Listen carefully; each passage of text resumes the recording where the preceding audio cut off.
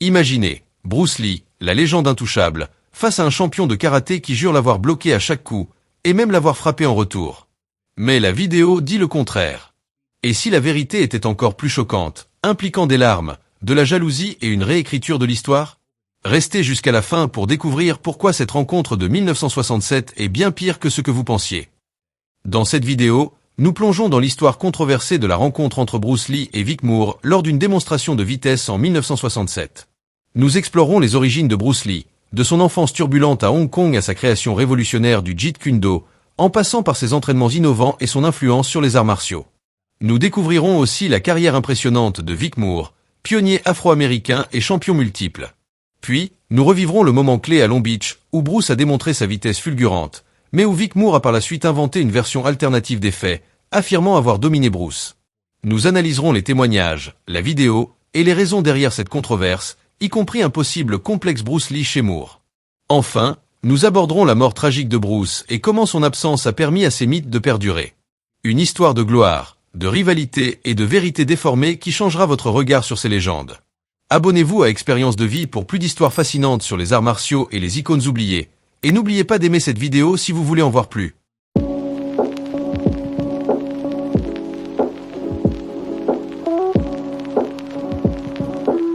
La démonstration de Bruce Lee. Donc Chuck était là, assistant à tout. Il a dit que seul Bruce Lee a lancé des coups. Le gars là-haut, qui était toi, n'a jamais eu l'occasion de lancer des coups à Bruce. Dans le monde des arts martiaux, peu de noms sont aussi légendaires que Bruce Lee. Et peu d'histoires sont aussi disputées que sa brève rencontre avec Vic Moore. Mais beaucoup de gens ont des idées fausses et ne connaissent Bruce Lee que des films. Viens sur moi et marque 3 ou 4 coups à la poitrine là. Il venait et essayait de marquer. Je l'ai bloqué. Il revenait encore. Ce qui a commencé comme une simple démonstration de vitesse en 1967 est devenu l'un des moments les plus controversés de l'histoire des arts martiaux.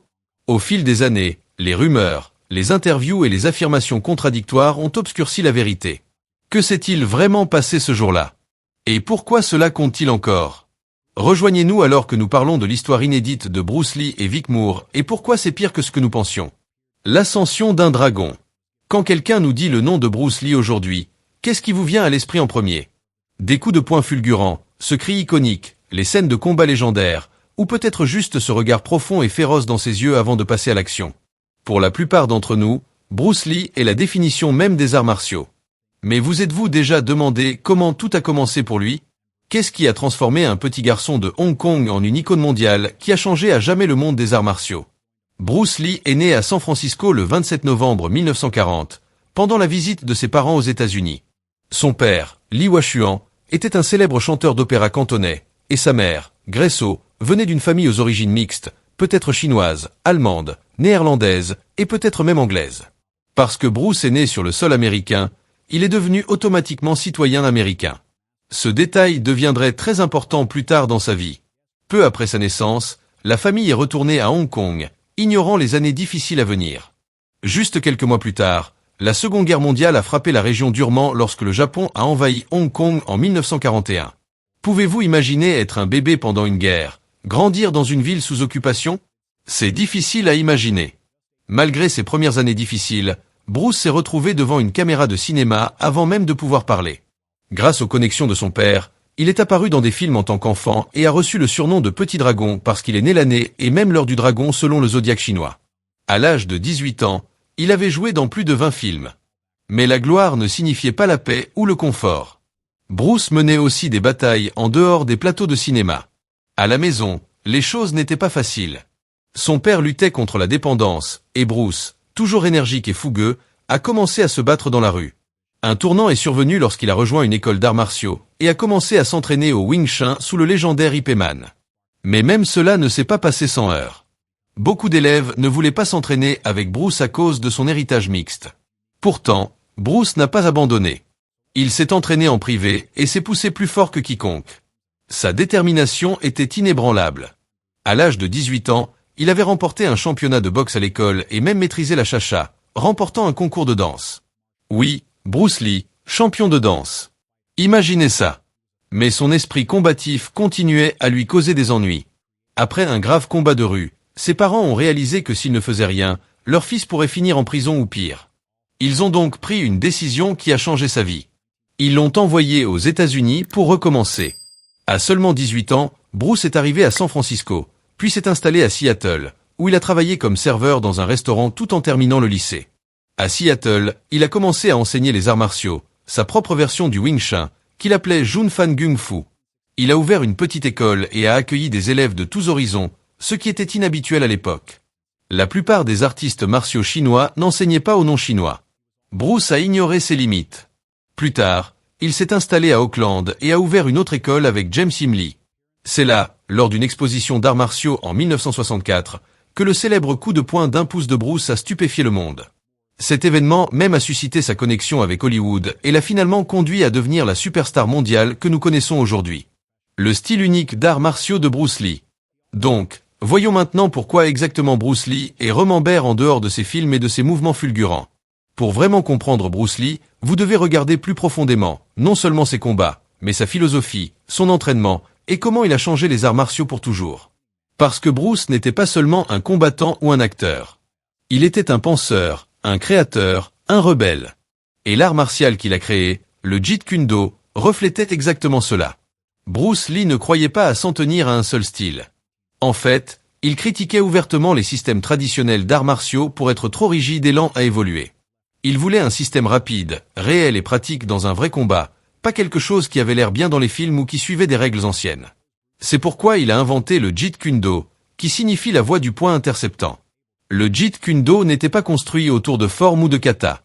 Au lieu de cela, il se concentrait sur l'efficacité, frapper vite, frapper en premier, et terminer un combat rapidement.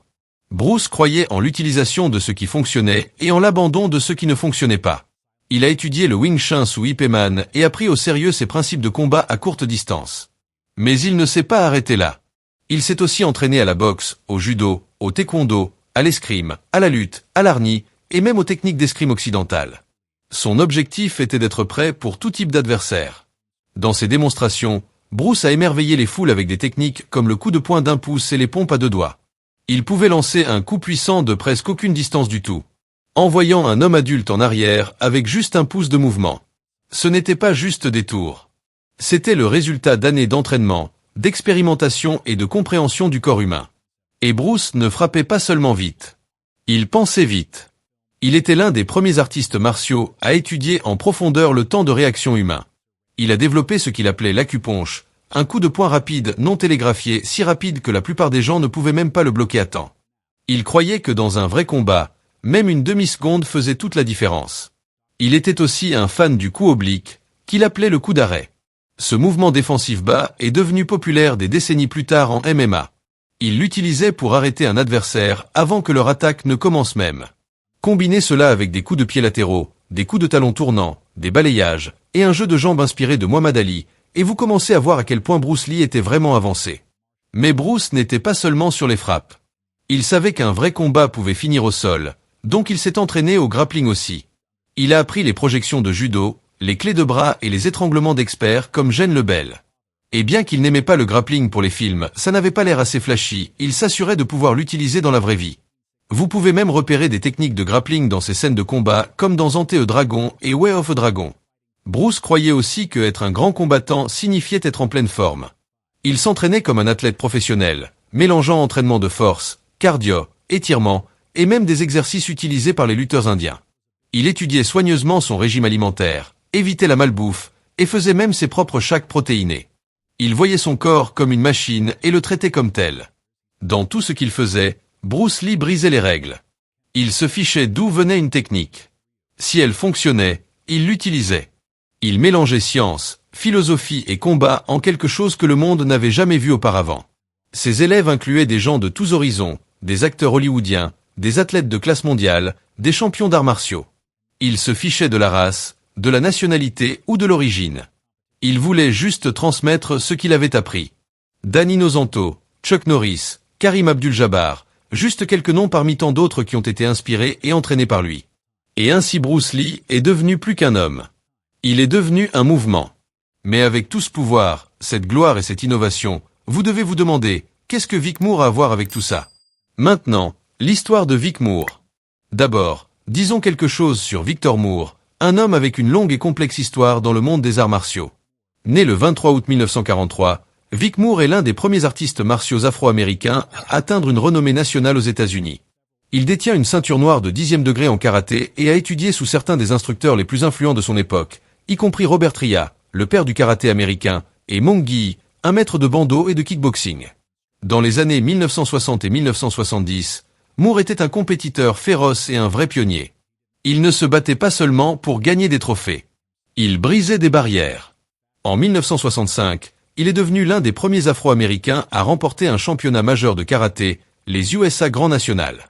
C'était un grand moment à une époque où les arts martiaux, comme de nombreuses parties de la société, étaient encore fermés aux personnes de couleur. Le parcours de Moore en arts martiaux ne s'est pas arrêté là. Au fil des années, il a étudié une grande variété de styles, Shitoryu, Kenpo, Goju-ryu, Kitoryu, Bando, et même la boxe thaïlandaise.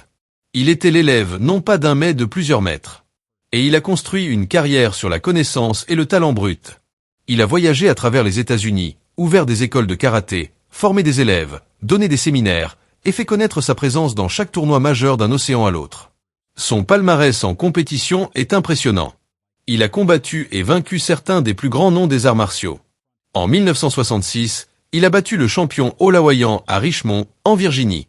En 1968, il a vaincu Joe Louis au championnat du monde de karaté de la foire mondiale. Un an plus tard, il a revendiqué la victoire sur Mike Stone à Pasadena pour le titre des poids mi-lourds.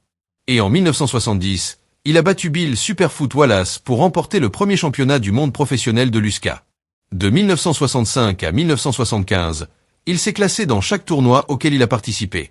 Ce n'est pas seulement de la constance, c'est de la domination. Mais Vic Moore n'était pas seulement un combattant, il était aussi un showman et un promoteur. Avec Joe Louis, il a aidé à introduire le kickboxing en Amérique. Leur apparition dans l'émission Merv Griffin en 1973 a marqué le premier grand moment du sport à la télévision nationale. Moore a plus tard aidé à former la World Karate Association en 1974, poussant davantage le développement du kickboxing et des arts martiaux professionnels aux États-Unis. Il est également apparu dans le film d'arts martiaux Black Karaté aux côtés de Robert Tria et Jim Malan. Son influence s'étendait au-delà des dojos et des tournois. Il façonnait la façon dont les arts martiaux étaient perçus par le public. Il a même aidé à développer le premier manuel d'entraînement pour les forces de l'ordre, un projet assigné par Robert Tria et créé aux côtés de Harold Long et Hulon Willis. Mais malgré tous ces accomplissements, l'héritage de Moore est souvent discuté avec une tournure. Beaucoup de gens croient que vers la fin des années 1960, Vic Moore avait développé ce que certains appellent un complexe Bruce Lee.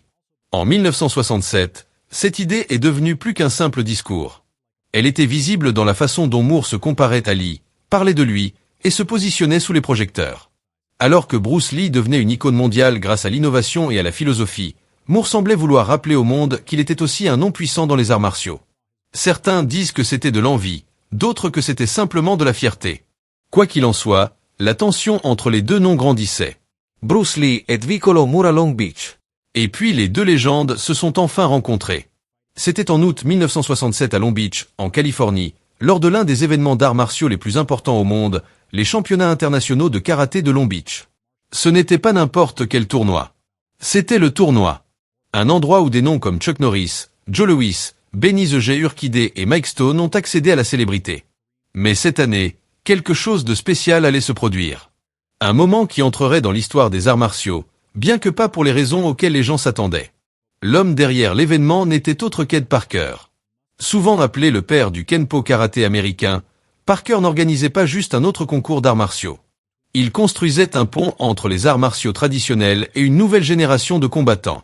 Son tournoi fonctionnait fort depuis 1964, réunissant des artistes martiaux du monde entier, des champions, des élèves, des enseignants et des légendes en devenir. En 1964, Parker avait introduit Bruce Lee à la communauté américaine des arts martiaux avec une démonstration stupéfiante. Maintenant, 3 ans plus tard, Bruce était de retour, plus poli, plus confiant et beaucoup plus célèbre. Entre sa réputation croissante à Hollywood et sa philosophie évolutive des arts martiaux, Lee était maintenant une force avec laquelle il fallait compter. Pas seulement un performeur, mais un penseur, un révolutionnaire. La démonstration de 1967 n'était pas sur le fait de gagner des médailles. Ce n'était pas un combat de tournoi.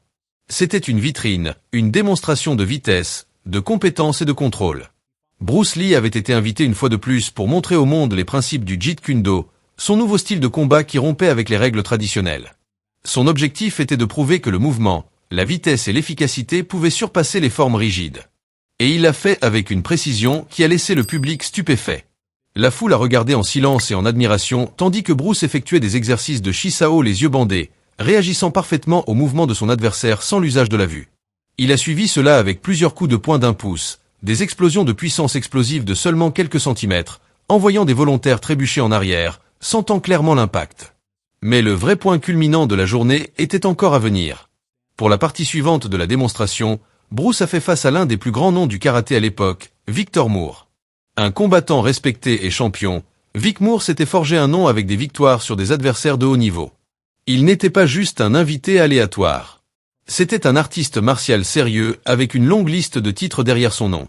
Bruce Lee lui a demandé de participer à un exercice de vitesse. L'idée était simple. Bruce se tenait devant Vic et lançait des coups rapides vers son visage.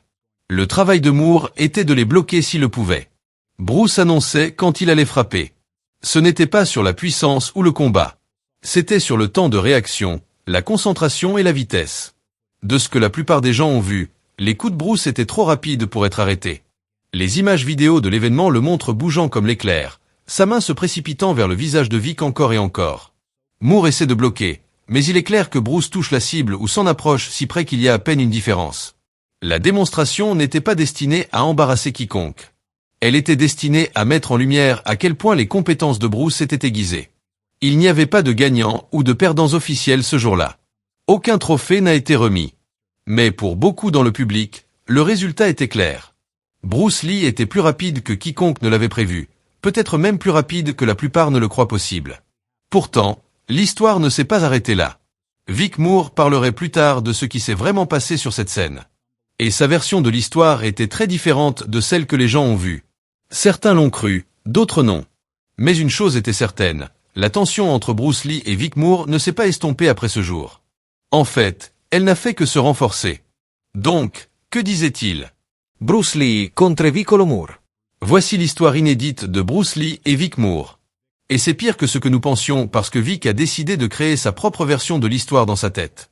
Ce qui s'est vraiment passé aux championnats internationaux de karaté de Long Beach en 1967 a été vu par beaucoup de gens, et une partie a même été capturée en caméra. Mais des décennies plus tard, ce qui aurait dû rester une démonstration respectueuse entre deux artistes martiaux est devenu l'un des moments les plus débattus de l'histoire des arts martiaux parce que Vic Moore insistait pour dire que tout s'était passé différemment. Donc, comme nous l'avons déjà mentionné, Bruce Lee tentait de frapper Vic Moore au visage avec un coup de poing droit. La tâche de Moore était de le bloquer. C'est tout. Ce n'était pas un match. Ce n'était pas un concours pour déclarer un gagnant. C'était un test de vitesse et de réaction et une chance de montrer le mouvement non télégraphié célèbre de Bruce, un élément central de son style. Ce qui s'est passé ensuite est clair dans les images vidéo. Lee reculait, demandait à Moore s'il était prêt, puis glissait en avant et lançait son coup. Rapide, précis, contrôlé. Il arrêtait sa main juste avant le visage de Moore. Il l'a fait plusieurs fois, 8 pour être exact. Chaque fois, Lee bougeait avec une vitesse chirurgicale, et chaque fois Moore échouait à bloquer le coup. C'était rapide, presque trop rapide pour que l'œil suive, et la foule a réagi avec choc et applaudissements. La technique de Bruce avait tenu sa promesse. Mais ensuite est venue la controverse. Des années plus tard, Vic Moore a commencé à partager une version très différente des événements, une qui ne correspondait pas à ce que les témoins se rappelaient ou à ce que les images montraient. Dans plusieurs interviews, Moore affirmait qu'il avait bloqué les coups de Bruce, pas juste un ou deux, mais tous. Il allait même plus loin, affirmant qu'après les tentatives échouées de Bruce pour porter un coup, il avait inversé la situation et frappé Bruce 2 fois à la poitrine. Selon Moore, Bruce ne l'avait pas vu venir. Et il ne s'arrêtait pas là. Moore affirmait que Bruce Lee lui-même lui avait dit qu'il était l'Américain le plus rapide qu'il ait jamais vu. Que Bruce avait reconnu la compétence de Moore et l'avait même admiré. Il continuait en disant que son karaté traditionnel Shuri-ryu et les techniques des champions nationaux noirs étaient supérieures au JIT qu'une do de Bruce Lee. Il peignait l'image d'un Bruce Lee humble, légèrement embarrassé, qui venait d'être surpassé. Pour beaucoup, c'était plus qu'un combattant fier se rappelant d'anciennes gloires. C'était une réécriture de l'histoire. Le grand maître Chuck Sullivan, qui a assisté à l'événement de première main, a fermement nié les affirmations de Moore. Dans une interview vidéo maintenant célèbre, Sullivan a clairement déclaré que Vic Moore n'avait pas bloqué les coups de Bruce et qu'il n'y avait jamais eu de moment où Moore avait porté des coups à Bruce. En fait, pendant cette interview, l'hôte de la chaîne YouTube Viking Samurai a appelé Moore en direct pour le confronter au témoignage de Sullivan. Moore n'a pas reculé. Il a répété sa version avec confiance et a même ajouté plus de drame, affirmant que Bruce Lee avait pleuré ensuite parce qu'il ne pouvait pas arrêter les coups de Moore. Une affirmation que personne d'autre présent ne soutient et que beaucoup croient franchir la ligne de la fierté à la fiction. Pourquoi Moore dirait-il cela? Peut-être qu'il y croyait vraiment. Peut-être qu'avec le temps, le souvenir s'est tordu en quelque chose de plus flatteur.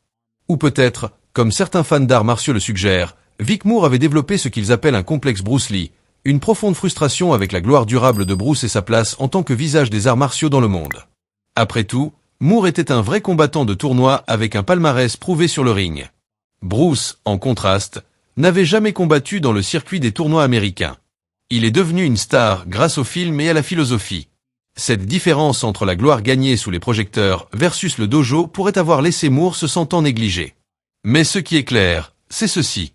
La vidéo de 1967 ne ment pas. Elle montre Bruce Lee bougeant avec une vitesse et une grâce difficiles à égaler. Elle montre Vic Moore incapable de bloquer les coups. Et elle montre la foule réagissant à quelque chose qu'il savait spécial.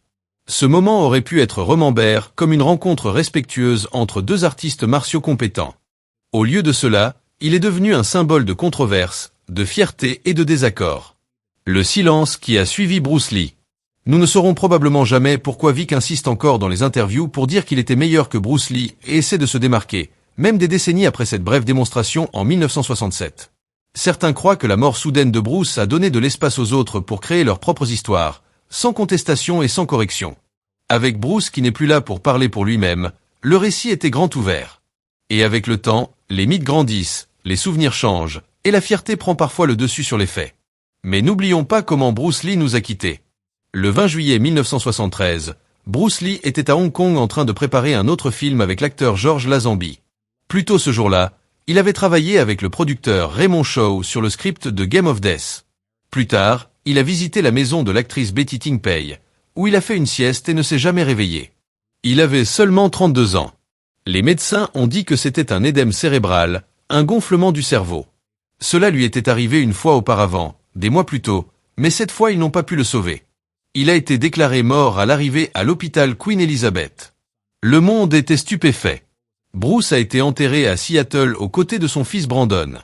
Ses funérailles ont été assistées par des stars hollywoodiennes et des amis proches des arts martiaux comme Steve McKean, James Coburn et Dan Inosanto. Après sa mort, des projets inachevés comme Game of Death ont été assemblés avec des doublures, des images d'archives et de nouveaux acteurs. Ce n'était pas la même chose, mais les gens regardaient encore pour un dernier aperçu de l'homme qu'ils admiraient. Sa légende n'a fait que grandir après son décès. Films, livres, documentaires, et même une série TV créée par sa fille ont perpétué son esprit. Mais avec Bruce parti, personne ne pouvait vraiment défendre son héritage en personne. Peut-être que c'est pourquoi l'histoire de Vic Moore a survécu si longtemps. Parce que l'homme qui aurait pu répondre n'était plus là. Avez-vous vu les images de la démonstration de vitesse de Bruce Lee en 1967 avec Vic Moore? Qu'avez-vous remarqué? Dites-le nous dans les commentaires et abonnez-vous à notre chaîne.